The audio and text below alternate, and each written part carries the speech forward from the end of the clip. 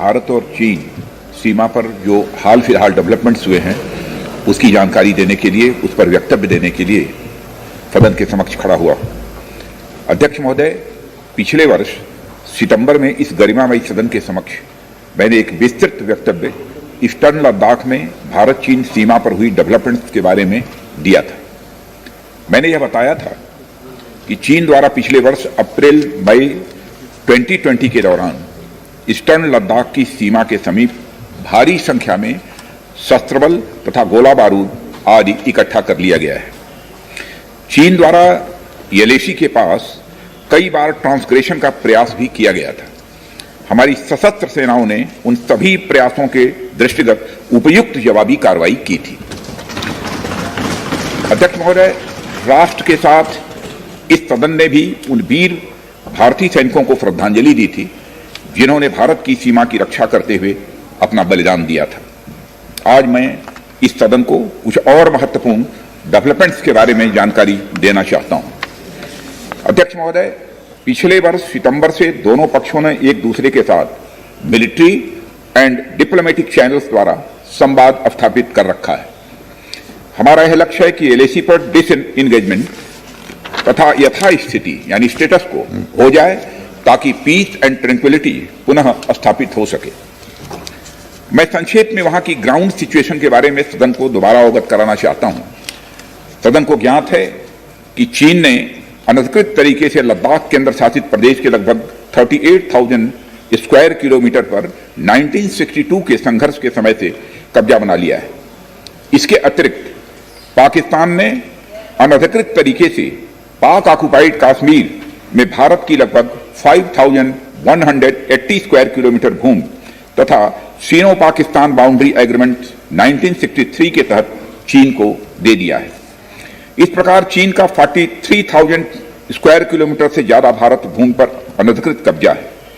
चीन पूर्वी क्षेत्रों में भी अरुणाचल प्रदेश की सीमा पर भी कई वर्ग किलोमीटर भूमि को अपना बताता है। भारत ने इन अनजस्टिफाइड क्लेम्स तथा अनधिकृत कब्जे को कभी भी स्वीकार नहीं किया है। और अध्यक्ष महोदय, मैं सदन को यह भी बताना चाहता हूं कि भारत ने चीन को हमेशा यह कहा है कि बाइलेटरल रिलेशन दोनों पक्षों के प्रयास से ही विकसित हो सकते हैं। साथ साथ ही सीमा के प्रश्न को भी बातचीत के जरिए ही हल किया जा सकता है। परंतु एलएसी पर पीस एंड ट्रैंक्विलिटी में किसी प्रकार की प्रतिकूल स्थिति का हमारी बाइलेटरल टाइज पर बुरा असर पड़ता है। इससे चीन भी अच्छी तरह से अवगत है। कई हाई लेवल ज्वाइंट स्टेटमेंट में भी यह जिक्र किया गया है कि एलएसी तथा सीमाओं पर पीस एंड ट्रैंक्विलिटी कायम रखना बाइलेटरल रिलेशन के लिए यह अत्यंत आवश्यक है। अध्यक्ष महोदय, पिछले वर्ष से चीन के द्वारा उठाए गए कदमों के कारण पीस एंड ट्रैंक्विलिटी पर प्रतिकूल असर पड़ा है। इसके फलस्वरूप चीन और भारत के संबंधों पर भी प्रभाव पड़ा है। उच्च स्तर पर चीन के साथ कई बार बातचीत के दौरान, जिसमें मेरे द्वारा चीनी रक्षा मंत्री के साथ पिछले सितंबर की बैठक और मेरे सहयोगी विदेश मंत्री श्री जयशंकर जी की चीनी विदेश मंत्री के साथ तथा एनएसए श्री अजीत डोभाल की अपने चीनी काउंटर पार्ट के साथ बातचीत भी शामिल है। हमने यह स्पष्ट कर दिया है कि यह अत्यंत आवश्यक है कि एलएसी के सभी फ्रिक्शन पॉइंट पर डिसएंगेजमेंट किया जाए ताकि पीस एंड ट्रैंक्विलिटी पुनः स्थापित हो सके। अध्यक्ष महोदय, पिछले वर्ष मैंने इस सदन को अवगत कराया था कि एलएसी के आसपास ईस्टर्न लद्दाख में कई फ्रिक्शन एरियाज बन गए हैं। चीन ने बड़ी संख्या में सेना एवं गोला बारूद भी एलएसी के आसपास तथा उसके पीछे अपने क्षेत्रों में इकट्ठा कर लिया है। हमारे सशस्त्र सेनाओं द्वारा भी भारत की सुरक्षा की दृष्टि से एडिक्वेट तथा इफेक्टिव काउंटर डिप्लॉयमेंट भी किए गए हैं। मुझे यह बताते हुए अध्यक्ष महोदय गर्व की अनुभूति हो रही है कि भारतीय सेनाओं ने इन सभी चुनौतियों का डटकर सामना किया है तथा अपने शौर्य और बहादुरी का परिचय पैंगोंग त्सो के साउथ एवं नॉर्थ बैंक पर दिया है। सामरिक दृष्टि से महत्वपूर्ण कई क्षेत्रों को चिन्हित कर हमारी सेनाएं कई पहाड़ियों के ऊपर तथा हमारे दृष्टिकोण से उपयुक्त अन्य क्षेत्रों पर मौजूद हैं। भारतीय सेनाएं अत्यंत बहादुरी से लद्दाख की ऊंची दुर्गम पहाड़ियों तथा कई मीटर बर्फ के बीच में भी सीमाओं की रक्षा करते हुए अडिग हैं और इसी कारण हमारा एज बना हुआ है अध्यक्ष महोदय। और हमारी सेनाओं ने इस बात पर भी यह साबित करके दिखाया है कि भारत की संप्रभुता एवं अखंडता की रक्षा करने में वे सदैव हर चुनौती से लड़ने के लिए तत्पर हैं और अनवरत कर रहे हैं। अध्यक्ष महोदय, पिछले वर्ष में मिलिट्री एंड डिप्लोमेटिक स्तर पर चीन के साथ हमारा संवाद बना रहा है। इस बातचीत में हमने चीन को यह बताया है कि 3 सिद्धांतों के आधार पर इस समस्या का समाधान हम चाहते हैं। फर्स्ट, दोनों पक्षों द्वारा एलएसी को माना जाए और उसका आदर किया जाए। सेकंड, किसी भी पक्ष द्वारा यूनिलैटरली स्टेटस को बदलने का प्रयास नहीं किया जाए। थर्ड, सभी समझौतों का दोनों पक्षों द्वारा पूर्ण रूप से पालन किया जाए। ये 3 बातें उनके समक्ष रखी गई थी। फ्रिक्शन क्षेत्रों में डिसएंगेजमेंट के लिए भारत का यह मत है कि 2020 की फॉरवर्ड डिप्लॉयमेंट जो एक दूसरे के बहुत नजदीक है वे दूर हो जाएं और दोनों सेनाएं वापस अपनी अपनी अस्थायी एवं मान्य चौकियों पर लौट जाएं। अध्यक्ष महोदय, बातचीत के लिए हमारी स्ट्रेटजी तथा अप्रोच माननीय प्रधानमंत्री जी के इस दिशा निर्देश पर आधारित है कि हम अपनी 1 इंच जमीन भी किसी और को नहीं लेने देंगे। हमारे दृढ़ संकल्प का ही यह फल है कि हम समझौते की स्थिति पर पहुंच गए हैं। इन दिशा निर्देशों के दृष्टिगत सितंबर 2020 से लगातार मिलिट्री एंड डिप्लोमेटिक लेवल पर दोनों पक्षों में कई बार बातचीत हुई है कि इस डिसएंगेजमेंट का म्यूचुअली एक्सेप्टेबल तरीका निकाला जाए। यह बातचीत हुई है।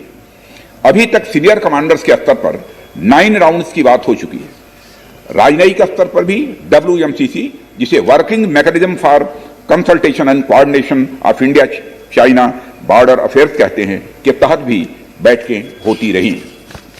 माननीय सभापति महोदय, अध्यक्ष महोदय, मुझे सदन को यह बताते हुए खुशी हो रही है कि हमारे इस अप्रोच तथा सस्टेन्ड टॉक्स के फलस्वरूप चीन के साथ पैंगोंग लेक के नॉर्थ एवं साउथ बैंक पर डिसएंगेजमेंट का समझौता हो गया है और इस बात पर भी सहमति हो गई है। और अध्यक्ष महोदय, इस बात पर भी सहमति हो गई है कि पैंगोंग लेक से पूर्ण डिसएंगेजमेंट के 48 घंटे के अंदर सीनियर कमांडर्स स्तर की बातचीत हो ताकि बचे हुए मुद्दों पर भी हल निकाला जा सके। अध्यक्ष महोदय, पैंगोंग लेक एरिया में चीन के साथ डिसएंगेजमेंट का जो समझौता हुआ है उसके अनुसार दोनों पक्ष फॉरवर्ड डिप्लॉयमेंट को फेज्ड, कोऑर्डिनेटेड और वेरीफाइड मैनर में हटाएंगे। चीन अपनी सेना की टुकड़ियों को नॉर्थ बैंक में फिंगर 8 के पूरब की दिशा की तरफ रखेगा। मैं फिर से दोहराना चाहता हूं अध्यक्ष महोदय, चीन अपनी सेना की टुकड़ियों को नॉर्थ बैंक में फिंगर 8 के पूरब की दिशा में की तरफ रखेगा। आप रुक जाइए, मैं बताता हूं, रुक जाइए। माननीय सर, प्लीज प्लीज प्लीज बताएंगे माननीय राजनाथ सिंह जी।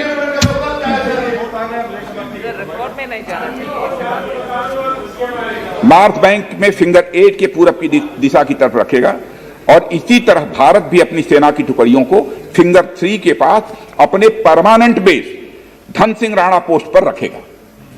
इसी तरह की कार्रवाई साउथ बैंक एरिया में भी दोनों पक्षों द्वारा की जाएगी। ये कदम आपसी समझौते के तहत बढ़ाए जाएंगे तथा जो भी निर्णय आदि दोनों पक्षों द्वारा अप्रैल 2020 से नॉर्थ एंड साउथ बैंक पर किया गया है उन्हें हटा दिया जाएगा और पुरानी स्थिति बना दी जाएगी।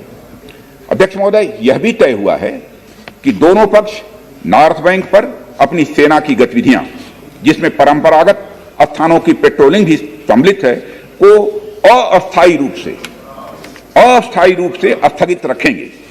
पेट्रोलिंग तभी शुरू की जाएगी जब सेना एवं राजनयिक स्तर पर आगे बातचीत करके समझौता बनेगा और इस समझौते पर कार्रवाई कल से नॉर्थ एंड साउथ बैंक पर प्रारंभ हो गई है। और अध्यक्ष महोदय, सदन को इस बात की भी मैं जानकारी देना चाहता हूं कि मेरी अभी तक की जानकारी, माने स्टेटमेंट देने के लिए जब मैं सदन में आ रहा था तब तक की जो जानकारी है, मेरी अभी तक की जानकारी के अनुसार जो समझौता हुआ है उसका क्रियान्वयन अभी तक मैं फिर से दोहरा, अभी तक ठीक तरीके से हो रहा है। अभी तक दोनों तरफ से सारी बख्तरबंद गाड़ियां अपने परमानेंट बेस पर वापस जा चुकी हैं, यह हमको जानकारी मिली। अध्यक्ष महोदय, मैं इस सदन को आश्वस्त करना चाहता हूं कि इस बातचीत में हमने कुछ भी खोया नहीं और आगे की बात नहीं बोलना चाहूंगा। अध्यक्ष महोदय, आगे की बात नहीं बोलना चाहता। मैं फिर से बात दोहरा, आज इस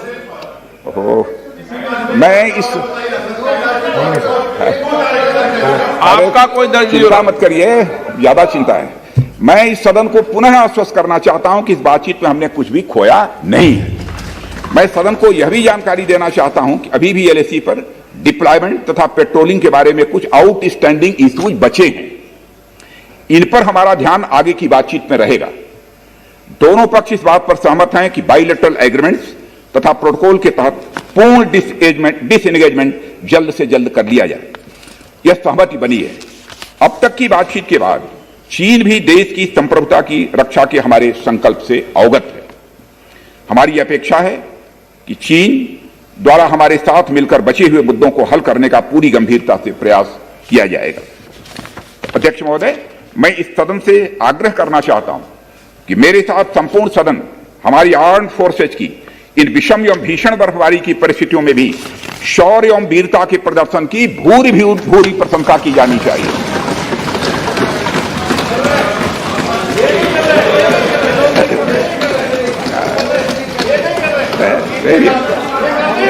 सभापति महोदय, अध्यक्ष महोदय, मैं यह भी कहना चाहता हूं कि जिन शहीदों के शौर्य और पराक्रम की नींव पर यह डिसएंगेजमेंट आधारित है, उन्हें देश सदैव याद रखेगा। अध्यक्ष महोदय, मैं आश्वस्त हूं कि यह पूरा सदन, चाहे कोई भी किसी दल का क्यों न हो, देश की संप्रभुता, एकता, अखंडता और सुरक्षा के प्रश्न पर एक साथ खड़ा रहेगा और एक स्वर से समर्थन करता है कि यह संदेश केवल भारत की सीमा तक ही सीमित नहीं रहेगा, बल्कि पूरे विश्व तक जाएगा। अध्यक्ष महोदय, इन्हीं शब्दों के साथ आपको बहुत बहुत धन्यवाद देता हूं।